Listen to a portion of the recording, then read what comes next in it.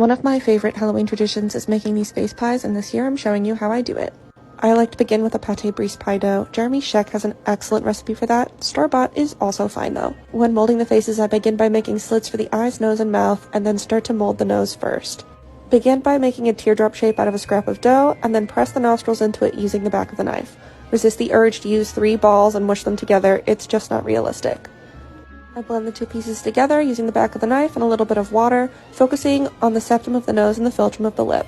Then I move on to create the eyes and mouth by flicking the dough away from the cuts that I've made for the bulky bits of the eyelids and the lips.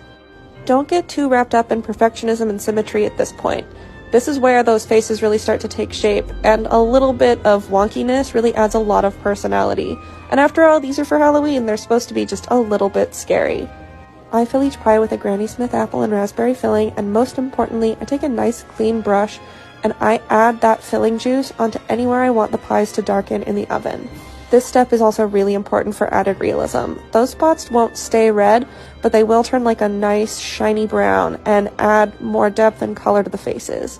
And once baked, the filling juice will also leak out of the eyes, nose, and mouth, but it will be a little bit more red than the spots that you brush on. Here you can see why the Granny Smith apple is so important. It really adds to the horror of the whole picture. Then I brush them with a little bit of egg wash and bake them until they're beautifully golden.